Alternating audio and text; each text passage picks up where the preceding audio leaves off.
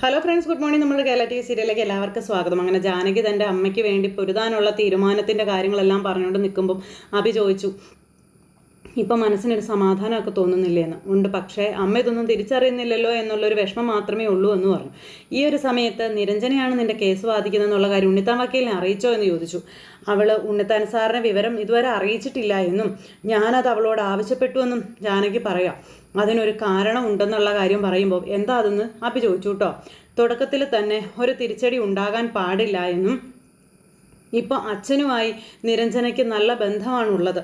പിന്നെ അച്ഛൻ മകളെ തമ്പിക്കെതിരെ നീങ്ങാൻ സമ്മതിക്കില്ല എന്ന് നമുക്കറിയില്ലേ എന്നും ജാനകി അഭിയോട് ചോദിക്കാം. മകളുടെ മുന്നിൽ ഉണ്ണിത്താൻ എന്ത് അടവാണ് എടുക്കാൻ പോകുന്നതെന്നൊന്നും അറിയില്ല എന്നും ജാനകി പറഞ്ഞു. നിവർത്തിക്കേടുകൊണ്ട് നിരഞ്ജനയ്ക്ക് പിന്മാറേണ്ടതായിട്ട് വന്നാലോ, എന്ത് ചെയ്യും? അതോടെ എൻ്റെ മനോധൈര്യം അത് തകർന്നു പോകില്ല അഭിയേട്ടാന്ന് ജാനകി അഭിയോട് ചോദിച്ചു. അപ്പം നീ പറഞ്ഞത് ശരിയാണെന്നും അത് തന്നെ വേണമെന്നും പറഞ്ഞു. നിരഞ്ജനയുടെ കാര്യത്തിൽ ഇപ്പം എനിക്ക് വലിയ വിശ്വാസവും കാര്യങ്ങളൊക്കെ ഉണ്ട്. പക്ഷേ നീയും സക്കീർ ബായുമാണ് അവൾക്ക് വേണ്ടി വാദിച്ചതും. ഞാൻ സത്യത്തിൽ അത് ശരിക്കും സമ്മതിച്ച് തന്നതാണെന്ന കാര്യവും അഭി ഇങ്ങനെ പറയണം. അപ്പോൾ അതൊക്കെ കേട്ടപ്പോൾ ജാനകിക്ക് ഭയങ്കര എഴുതും. അപ്പോൾ ഉണ്ണിത്താൻ സാറിനെ പേടിച്ച് അവൾ പിന്മാറുമെന്നാണോ അഭിയേട്ടൻ പറയുന്നതെന്ന് ജാനകി ചോദിക്കുമ്പോൾ നമുക്കൊന്നും മുൻകൂട്ടി പറയാൻ പറ്റില്ല എന്ന് അഭി പറഞ്ഞു. അപ്പോൾ എന്തായാലും കാര്യങ്ങളെല്ലാം നമ്മൾ ആഗ്രഹിക്കുന്ന പോലെ നടക്കട്ടെ എന്ന് പ്രാർത്ഥിക്കാമെന്നൊക്കെ പറഞ്ഞു. തമ്പി വൃത്തികെട്ടവനാണെങ്കിൽ പോലും നമ്മളുടെ പ്രതികാരത്തിനൊരു സ്ത്രീയെ മറയാക്കിയതാണെന്ന് മാത്രമേ അവൻ കരുതുകയുള്ളൂ എന്നും അഭി ജാനകിയോട് പറയുമ്പോൾ അഭിയേട്ടൻ ഫോണിലൂടെ ഒന്ന് അവിടെ വെച്ച് പറയാൻ പാടില്ല, നേരിട്ട് കണ്ടു വേണം അപർണയോട് കാര്യങ്ങളെല്ലാം പറഞ്ഞ് ബോധ്യപ്പെടുത്താൻ എന്നും ജാനകി പറയുന്നു കേട്ടോ. പിന്നെ എൻ്റെ അമ്മയോട് ചെയ്ത ക്രൂരതയ്ക്ക് വേണ്ടിയാണ് ഞാൻ ഇറങ്ങിയതെങ്കിലും അത് അമലിൻ്റെ മനസ്സ് വേദനിപ്പിക്കാൻ പാടില്ല എന്നും ജാനകി പറഞ്ഞു. അപ്പം നാളെ തന്നെ ഞാൻ അവനെ കാണാം എന്ന് പറഞ്ഞു കേട്ടോ. അപ്പം അപർണയും അമലും എങ്ങനെ ജീവിച്ചാലും പുറമേ കാണുന്നവർക്ക് അവൾ തമ്പിയുടെ മകളും അവൻ തമ്പിയുടെ മരുമകനുമാണ്. അവൻ്റെ ഭാര്യ പിതാവിനെയാണ് ഏട്ടൻ അപമാനിക്കാനായിട്ട് ശ്രമിക്കുന്നതെന്നും പിന്നെ തമ്പിക്കത് നമ്മൾ കൊടുക്കുന്ന ആയുധമാകരുതെന്നും ജാനകി എല്ലാം മുൻകൂട്ടി കാണുകയാണ് നമ്മുടെ ജാനകി. അപ്പോൾ അതേപ്പറ്റി ഞാനും അതൊക്കെ ആലോചിച്ചാണ് ജാനകി അമലിനോട് ഞാനെല്ലാം വെളിപ്പെടുത്തുമെന്ന് പറഞ്ഞു. അതെല്ലാം കഴിഞ്ഞതിന് ശേഷം പിന്നെ കാണിക്കുന്ന അമലിങ്ങനെ ഫോണിൽ വിളിച്ച് സംസാരിച്ചുകൊണ്ടിരിക്കുന്ന സമയത്ത് അപർണ അങ്ങോട്ടേക്ക് വന്നു. എൻ്റെ അച്ഛനെ പെടുത്താനായിട്ട് നിൻ്റെ അഭിയും ജാനകിയും നോക്കുക, പെണ്ണ് കേസിൽ എൻ്റെ അച്ഛനെ ചതിക്കാൻ നോക്കുന്നത്. അപ്പോൾ എൻ്റെ അച്ഛൻ നാറ്റിക്കാൻ പോവുകയാണ്. ഇതിനു വേണ്ടിയായിരുന്നു എവിടെയോ വാടക വീടെടുത്ത ഒരു സ്ത്രീയെ വിലക്കെടുത്ത് ജാനകി ഒളിവിൽ താമസിച്ചെന്നുള്ള കാര്യം അപർണ പറയാം. ഇത് നീ കൂടി അറിഞ്ഞിട്ടുള്ള കാര്യം നീ കാണുമെന്ന് ചോദിക്കുമ്പം നീ എന്തൊക്കെയാണ് അപർണ ഈ പറയുന്നേ? ഞാനൊന്നും അറിഞ്ഞിട്ടില്ല എന്ന് അമല് പറഞ്ഞു. അപ്പം നീ എന്നോട് കള്ളം പറയുന്നോടാ, നീ കാര്യം എന്താണെന്ന് വെച്ചാൽ പറയാൻ. അന്നേരം അമല് പറഞ്ഞു, അച്ഛൻ വർഷങ്ങൾക്ക് മുൻപ് രാധാമണി വാരസ്യാർ എന്നുള്ളൊരു സ്ത്രീയെ പീഡിപ്പിച്ചു എന്ന് ഒരു കാരണം കാണിച്ച് പരാതി കൊടുക്കാനുള്ള അന്തർനാടകമാണ് ഇവിടെ നടക്കുന്നതെന്ന കാര്യമൊക്കെ അപർണ പറയുമ്പം ഇത് ആര് പറഞ്ഞുണ്ടാക്കിയ കഥകളാണെന്ന് ചോദിച്ചു അവല്. കഥയോ? അച്ഛൻ്റെ പേരിൽ കേസ് വരാൻ പോകുന്ന വിവരം CI സേനൻ സാർ എങ്ങനെയോ അറിഞ്ഞുവെന്നും അച്ഛനോട് പറഞ്ഞെന്നും 25 വർഷം മുൻപ് കമ്പനിയിലുണ്ടായിരുന്ന ഏതോ ഒരു സ്ത്രീയെ കണ്ടെത്തി കൊണ്ടുവന്നിട്ടുണ്ട്. നിന്റെ ഏട്ടനും നിരഞ്ജന എല്ലാത്തിനും സപ്പോർട്ടായിട്ട് കൂടെ ഉണ്ടെന്നൊക്കെ എനിക്ക് എന്നൊക്കെ അപർണ പറയുമ്പോൾ അമൽ ഇങ്ങനെ നിന്ന് ആലോചിക്കാം. എനിക്ക് അങ്ങനെയൊന്നും തോന്നുന്നില്ല. അഭിയേട്ടൻ അങ്ങനെ ഒരാളൊന്നും അല്ല. സത്യത്തിൻ്റെ ഭാഗത്ത് മാത്രമേ അഭിയേട്ടൻ നിൽക്കുള്ളൂ എന്ന് പറയുമ്പോൾ നിർത്തിക്കോളാൻ പറഞ്ഞു. ഞാൻ പറഞ്ഞത് ഭയങ്കര ദേഷ്യത്തോടെ. ഇങ്ങനൊരു നീക്കം ഇവിടെ നടന്നിട്ട് ആ കാര്യം നീ അറിഞ്ഞോടാ, പറയാൻ പറഞ്ഞു. അപ്പം അമലിങ്ങനെ ആകെ അന്തം വിട്ടിങ്ങനെ നിൽക്കുക. നിന്റെ ഭാര്യയുടെ പിതാവിനെയാണ് നിന്റെ ഏട്ടനും ഏട്ടത്തെയും കൂടെ ചേർന്ന് നോട്ടക്കേസിൽ കൊടുക്കാൻ പോകുന്നത്, അത് നീ മനസ്സിലാക്കിക്കോളാനൊക്കെ അപർണ ഇങ്ങനെ പറയുമ്പോൾ അമലിങ്ങനെ നോക്കി നിൽക്കുക. ഒരു പക്ഷേ ന്യൂസ് വരാൻ പോകുന്നത് നിന്റെ ഭാര്യ പിതാവ് എന്നുള്ള പേരിൽ പോലും ആയിരിക്കും എന്നൊക്കെ പറയുമ്പോൾ അമലിങ്ങനെ അത്ഭുതപ്പെട്ട് നിൽക്കുന്നു. വലിയൊരു കമ്പനി CEO അല്ലേ നീ? ഇങ്ങനെയൊരു കേസ് പ്ലാൻ ചെയ്യുന്നതിന് മുൻപ് അഭി നിന്നോടൊരു വാക്കു പറഞ്ഞോ എന്ന് മാത്രം എനിക്ക് അറിഞ്ഞാൽ മതി എന്നൊക്കെ അപർണ പറയുമ്പോൾ ഏട്ടൻ അതെന്നോട് പറഞ്ഞിട്ടില്ല എന്ന് അമല് പറഞ്ഞു. അല്ല, അതെനിക്ക് ഇപ്പോഴും അങ്ങോട്ടങ്ങ് വിശ്വസിക്കാൻ പറ്റുന്നില്ലെന്ന് പറയുമ്പം ഏട്ടൻ്റെ പാദരക്ഷകൾ ശിരസിൽ വെച്ചുകൊണ്ട് നടക്കുന്ന അനിയൻ ഇനിയെങ്കിലും ഒന്ന് അറിയുന്നത് നന്നായിരിക്കും. ഈ ഏട്ടൻ ആരാണെന്നുള്ള സത്യം, ചതിയനാവൻ, വഞ്ചകനാവൻ എന്നൊക്കെ പറഞ്ഞു. അങ്ങനത്തെ അമലിനെ സോപ്പിട്ട് കുപ്പിയിലാക്കാൻ കിട്ടിയൊരു അവസരം നല്ല ഒന്നാന്തരമായിട്ട് കൈകാര്യം ചെയ്യുകയാണ് നമ്മുടെ അപർണ. അപ്പം നീ മനസ്സിലാക്കേണ്ടത് ഇതുകൊണ്ട് അപമാനം വരാൻ പോകുന്നത് നിനക്കാണെന്നുള്ളതാ. മകളെക്കാളും ഒരുപടി മുന്നേ നിൽക്കുന്നത് മരുമകൻ തന്നെയാണെന്ന് നീ ഓർത്തോളണമെന്ന് പറഞ്ഞു. അങ്ങനത്തെ ഇതിനാണ് മധുര പ്രതികാരം എന്ന് പറഞ്ഞത്. അയാളോട് എല്ലാവരും ചെയ്തതിന് അയാൾ മധുരമായി പ്രതികാരം വീട്ടുകയാണ്, നിന്നെപ്പോലും അറിയിക്കാതെ.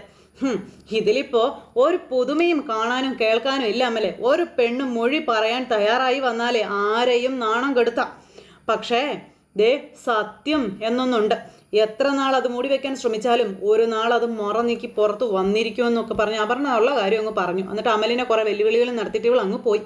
അമലാണെങ്കിൽ ആകെ ധർമ്മസങ്കടത്തിൽ നിൽക്കുക. ഇവൾ പറഞ്ഞതിൽ വല്ല വാസ്തവം ഉണ്ടോ എന്ന് അറിയണം. തൊട്ടടുത്ത നിമിഷം തന്നെ അബിയുടെ ഫോണിലേക്ക് അമൽ വിളിച്ചു. അത്യാവശ്യമായിട്ട് കാണണമെന്നുള്ള കാര്യം പറയാം. അപ്പോൾ അയാളുമായി ബന്ധമുള്ളവരുടെ കാര്യം എന്താണ് ഏട്ടൻ ഇതിനെപ്പറ്റി ഓർക്കാതിരുന്നതെന്ന് ഇങ്ങനെ അമൽ ചോദിക്കുക. അപ്പോൾ അപർണ പുറത്ത് വന്ന് നിന്ന് കേൾക്കുക. ഇവർ തമ്മിൽ ഫോണിൽ സംസാരിക്കുന്നു.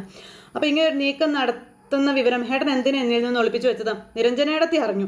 ഞാനതറിയാൻ TV ന്യൂസ് കാണണോ അല്ലേ എന്നൊക്കെ ചോദിക്കുമ്പോൾ, എടാ നിന്നോട് ഞാൻ എല്ലാം പറയാം, അതിനൊരു സമയമാവട്ടെ എന്ന് കരുതി കാത്തു നിന്നതാണെന്ന് അബി പറയുമ്പോൾ, ഏട്ടൻ പലതും മറയ്ക്കുന്നുണ്ടെന്ന് എനിക്ക് നേരത്തെ തന്നെ മനസ്സിലായ കാര്യമാണെന്നും എല്ലാ കാര്യങ്ങളും അപ്പോൾ നിരഞ്ജനേടത്തി അറിയുന്നുണ്ടെന്നും അമൽ പറയുക കേട്ടോ.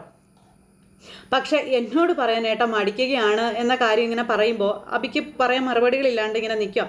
ഏട്ടൻ എന്നെ എതിർച്ചേരിയിൽ നിർത്തി കഴിഞ്ഞല്ലേ എന്നൊക്കെ അമൽ ചോദിക്കുമ്പോൾ, അമലേ നീ അങ്ങനെയൊന്നും ഒരിക്കലും പറയരുതെന്ന് അബി പറയാം.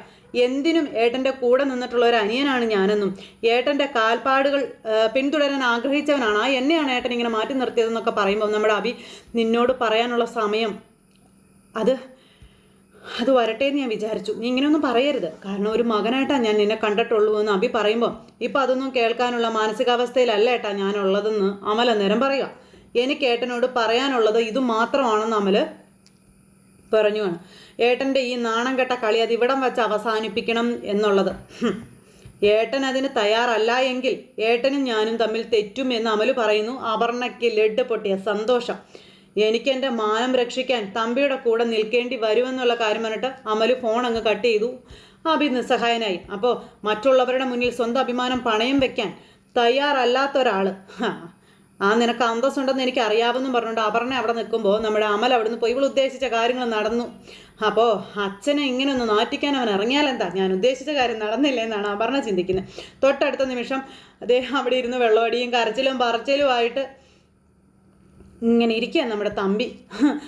വാരസ്യ ഒരു പെണ്ണ്, അവൾ മുന്നിൽ വന്നിങ്ങ് ഇറങ്ങട്ടെ, എൻ്റെ കൈ കൊണ്ട് ചാവാനായിരിക്കും അവളുടെ വിധി എന്നൊക്കെ പറഞ്ഞുകൊണ്ട് തമ്പി ഇരുന്ന് കരച്ചിലും പറച്ചിലും. അപ്പോഴേക്കും എന്തേ അങ്ങോട്ടേക്ക് മോളുടെ കോൾ വന്നു.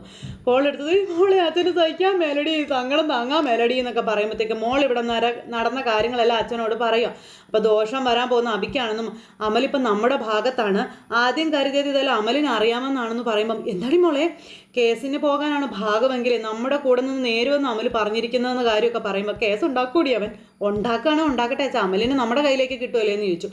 അങ്ങനെ നമ്മുടെ പ്രതികാരം അത് നമുക്ക് കത്തി പടർത്താച്ചാ എന്നൊക്കെ പറഞ്ഞു.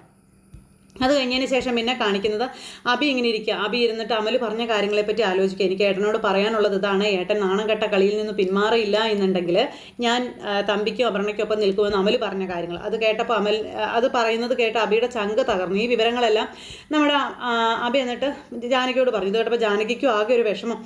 അപ്പോൾ നമ്മൾ ഭയന്നത് തന്നെ സംഭവിച്ചില്ലേ എന്ന് ജാനകി ചോദിക്കുക കേട്ടോ അബിയോട്. നാളെ നേരിൽ കാണണമെന്ന് അബിയേട്ടൻ പറഞ്ഞില്ലേ എന്ന് ചോദിക്കുമ്പോൾ, അതിനവൻ സംസാരിക്കാൻ താല്പര്യപ്പെട്ടിട്ട് വേണ്ടേ എന്ന് അബി ചോദിക്കുക. അത് കേട്ടപ്പം അമലിൽ നിന്ന് ഇങ്ങനെയൊരു സംസാരം ആദ്യമായിട്ട് കേട്ടതിൻ്റെ ആ ഒരു ഷോക്കിലാണ് അബിയേട്ടൻ ഉള്ളതെന്ന് എനിക്കറിയാവുന്നു. നാളെ സത്യം എന്താണെന്ന് അവൻ തിരിച്ചറിയുമ്പോൾ ഉറപ്പായിട്ടും അമലേട്ടനോട് സോറി പറയുമെന്നും ജാനകി പറയുക കേട്ടോ. അത് കേട്ടിട്ടും അബിക്കൊന്നും സമാധാനിക്കാൻ പറ്റുന്നില്ല. അനിയൻ തന്നെ തള്ളി പറഞ്ഞതിൻ്റെ ദുഃഖം. അപ്പോൾ അവന് നല്ല അകൽച്ച വന്നിട്ടുണ്ടെന്നും പിന്നെ പല വിവരങ്ങളും നമ്മൾ അവനിൽ നിന്ന് ഒളിക്കുന്നു എന്നുള്ളൊരു പരാതിയും അവനുണ്ടെന്നുള്ള കാര്യവും അബി ജാനകിയോട് പറയാം. എന്നാൽ നിരഞ്ജനയോടൊന്നും മറച്ചു വയ്ക്കാതെ പറയുന്നുണ്ടെന്നും അവൻ അറിയാമെന്നുള്ള കാര്യവും അബി ജാനകിയോട് പറഞ്ഞു. എനിക്ക് അവൻ കഴിഞ്ഞിട്ടേ ഉള്ളൂ നിരഞ്ജനയൊക്കെ. അപ്പോൾ അത് കേട്ട് കഴിഞ്ഞപ്പോൾ ജാനകിക്ക് ആകെ വിഷമം. ഇനി എന്ത് ചെയ്യുമെന്ന് ജാനകി നിന്ന് ആലോചിക്കുക. അവൻ പറഞ്ഞതെല്ലാം സത്യമായ കാര്യമല്ലേ ജാനകി? അമ്മയൊന്ന് കാണാൻ അവൻ ആഗ്രഹം പ്രകടിപ്പിച്ചു, എന്നിട്ടും ഞാനത് നിരുത്സാഹപ്പെടുത്തിയല്ലേ വിട്ടതെന്ന് ചോദിച്ചു. പിന്നെ നടന്ന കാര്യങ്ങളൊക്കെ അബി ഇങ്ങനെ ജാനകിയോട് പറയാം. അപ്പോൾ ജാനകി ഇതിനുള്ള സൊല്യൂഷനും പറഞ്ഞു കൊടുക്കുവാണ്. അങ്ങനെ അതെല്ലാം ഇവർ തമ്മിൽ അങ്ങോട്ടും ഇങ്ങോട്ടും സംസാരിച്ചു. അപ്പോൾ നിരഞ്ജന നമ്മുടെ പക്ഷത്ത് ചേർന്നതുകൂടി അപർണ അറിഞ്ഞാൽ തീർച്ചയായിട്ടും അമലിനെയും അജയെയും അവളുടെ പക്ഷത്തെ ചേർത്ത് നിർത്തും. നിരഞ്ജനയെ വെറുപ്പിക്കാൻ ചിലപ്പോൾ അജയ് തയ്യാറായില്ല എന്ന് വരും. പക്ഷേ അമലിനെ അവൾ നമ്മൾക്കെതിരെ തന്നെ തിരിച്ചു വിടുമെന്നുള്ള കാര്യം ഉറപ്പാണെന്നും ജാനകി പറഞ്ഞു കൊടുക്കുക. അമ്മയുടെ മകളാണ് ഞാനെന്ന് പറഞ്ഞ് എന്ത് തെളിവാണ് എൻ്റെ കയ്യിൽ കൊടുക്കാനുള്ളതെന്നും ജാനകി ചോദിക്കുക. അപ്പോൾ അബിക്ക് ഭയങ്കര ടെൻഷനായി കേട്ടോ. തമ്പിയുടെ മകളാണ് ഞാനെന്ന് ഒരിക്കലും ഞാൻ പറയില്ല എന്ന് ജാനകി പറഞ്ഞു. അമൽ ഇനി എന്നെ കാണാൻ പോട്ടാക്കുമെന്നുള്ളൊരു പ്രതീക്ഷയൊന്നും എനിക്കില്ല എന്ന് അഭി അന്നേരം പറഞ്ഞു. പിന്നെ എനിക്ക് അവൻ നഷ്ടപ്പെട്ടു പോവുകയാണോ ജാനകി എന്ന് ചോദിച്ചിട്ട് അവിടെ നിന്ന് നമ്മുടെ അബി അങ്ങ് പോയി. ജാനകി ആകെ പ്രയാസത്തിൽ ഇങ്ങനെ ഇരിക്കുക. ഇത് കഴിഞ്ഞ് പിറ്റേ ദിവസം അബി ആണെങ്കിൽ അമലിനെ കാണാൻ ചെന്നു. അപ്പോൾ അബിയും അമലും കൂടെ സംസാരിക്കുക. അപ്പോൾ അവർ സംസാരിക്കുമ്പോൾ ഏട്ടൻ എന്നോട് ഇനി സത്യം പറയുമെന്ന് ഞാൻ പ്രതീക്ഷിക്കുന്നില്ല എന്ന് അമൽ അബിയോട് പറഞ്ഞു കേട്ടോ. ഞാൻ വെറുതെ പ്രതീക്ഷിച്ചിട്ട് കാര്യമില്ലെന്ന് എനിക്കറിയാം. തമ്പി ഈ നിമിഷം വരെയും എൻ്റെ ആരുമല്ല എന്നും അയാൾക്ക് ഞാനൊരു വില നൽകിയെങ്കിൽ അയാളെ തല്ലാൻ കൂടെ വരുമോ എന്ന് അമൽ അബിയോട് ചോദിക്കുക. വൃത്തികേട് കാണിച്ചാൽ അടി കൊടുക്കണമെന്ന് എന്നെ പഠിപ്പിച്ചത് അച്ഛനാണെന്ന് അമൽ അബിയോട് പറയുന്നു. ചേട്ടനും അനിയനും കൂടെ കണ്ട് സംസാരിക്കുക കേട്ടോ. ആ സമയം പക്ഷേ അച്ഛൻ ജീവിച്ചിരിപ്പുണ്ടായിരുന്നെങ്കിൽ ഇങ്ങനൊരു നാറിയ കളി അതൊരിക്കലും അനുവദിക്കില്ലായിരുന്നു എന്നും ഏട്ടൻ അയാളെ നാണം കെടുത്തി സന്തോഷിക്കാം. പക്ഷേ അയാളുടെ മകളെ നിങ്ങൾ രണ്ടുപേരും ചേർന്ന് എൻ്റെ തലയിൽ കെട്ടിവെച്ചത് എന്തിനാണെന്ന് അമൽ ചോദിക്കുക. ഞാനെന്ത് ദ്രോഹം നിങ്ങളോട് ചെയ്തതെന്നൊക്കെ ചോദിച്ചു കേട്ടോ. അപ്പോൾ എന്തിനും ഏതിനും നിഴൽ പോലെ ഏട്ടൻ്റെ കൂടെ നിന്നതിന് എനിക്ക് തന്ന ശിക്ഷയാണോ എന്നൊക്കെ അമൽ ഇങ്ങനെ ചോദിക്കുക കേട്ടോ. തമ്പിക്കെതിരെ നാളെ ഒരു പെണ്ണ് കേസ് വന്നാൽ എനിക്ക് തലയുയർത്തിപ്പിടിച്ച് പുറത്തിറങ്ങാൻ പറ്റുമോ എന്നിങ്ങനെ അമൽ ചോദിക്കുമ്പോൾ എടാ എന്ത് ചെയ്യാനാ, നിന്റെ ഏട്ടത്തി ഒരു വിട്ടുവീഴ്ചയ്ക്കും തയ്യാറല്ല എന്ന് പറഞ്ഞു. ഏട്ടത്തിയെ മുന്നിൽ നിർത്തി എന്താ ഏട്ടൻ കളിക്കാണോ എന്ന് അമൽ അബിയോട് ചോദിക്കുമ്പോൾ അബി ആ കന്തം വിട്ട് നോക്കുക. എടാ എനിക്കതിൽ വലിയ റോളൊന്നും ഇല്ല എന്നും നിനക്കും ഇല്ല എന്നും അബി പറഞ്ഞു. നടക്കാൻ പോകുന്നത് ഒരച്ഛനും മകളും തമ്മിലുള്ള ഫൈറ്റ് ആണെന്ന കാര്യം അബി പറഞ്ഞു. ജാനകി ഫൈറ്റ് ചെയ്യുന്നത് അവളുടെ അമ്മ രാധാമണി വാരസ്യാർക്ക് വേണ്ടിയാണെന്ന് പറയുമ്പോൾ അതിൽ തമ്പിക്ക് എന്ത് റോളാണ് ഉള്ളത്, അതാണ് എനിക്ക് അറിയേണ്ടതെന്ന് അമൽ അബിയോട് പറയുമ്പോൾ ജാനകിയുടെ അമ്മയുടെ കഥ ഞാനൊരു 90% നിന്നോട് പറഞ്ഞിട്ടുണ്ട്, 10% പറയാതെയും ഇരുന്നിട്ടുണ്ടെന്ന് പറഞ്ഞു. അപ്പോൾ അമൽ ഇങ്ങനെ നോക്കി നിൽക്കും, എന്താ ഈ അബി പറയാൻ പോണേന്നറിയാൻ. അപ്പോൾ ആ ഒരു 10% കഥയിലെ ചോദ്യമാണെന്നും ജാനകിയുടെ അമ്മയുടെ ജീവിതം തകർത്ത ആ രാക്ഷസന്റെ മുഖം, അത് ആ മുഖം നിനക്ക് കാണണമെന്നുണ്ടെങ്കിൽ നീ ആർക്കു വേണ്ടിയാണോ എൻ്റെ മുന്നിൽ ക്ഷോഭിക്കുന്നത് അയാൾ തന്നെയാണെന്നും തമ്പിയാണെന്നും പറയുമ്പോൾ നമ്മുടെ അമൽ ഞെട്ടി അയ്യോ ഇങ്ങനെ കുഴഞ്ഞു വീഴുന്നൊരവസ്ഥയിലായി.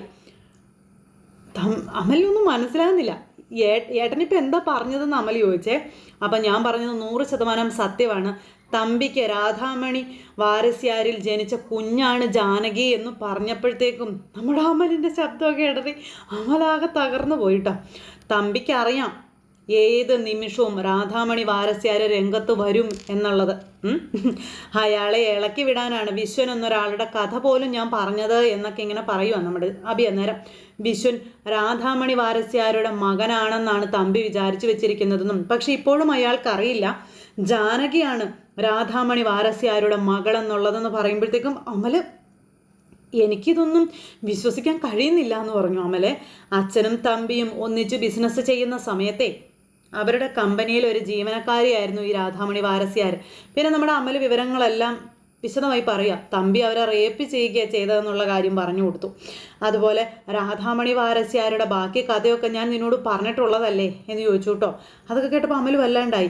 അവർ മുഴുവൻ ഭ്രാന്തിയായി ഓർഫണേജിൽ കഴിയുമ്പോൾ ജാനകിയെ പ്രസവിക്കുന്നതെന്നൊക്കെ പറഞ്ഞ് വിവരങ്ങളെല്ലാം നമ്മുടെ വിശദമായി തന്നെ അമലിനോട് പറഞ്ഞു. ഇതൊക്കെ കേട്ട് തല മറിച്ച് നിൽക്കുന്ന അബിയെ കാണിച്ചുകൊണ്ട് ഇന്നത്തെ കഥ അവസാനിച്ചു. അപ്പോൾ എല്ലാവരും കാത്തിരുന്ന് കാണുക. എല്ലാവർക്കും നല്ലൊരു ദിവസം ആശംസിക്കുന്നു. വീണ്ടും കാണുന്നത് വരെ എല്ലാവർക്കും ടാറ്റ.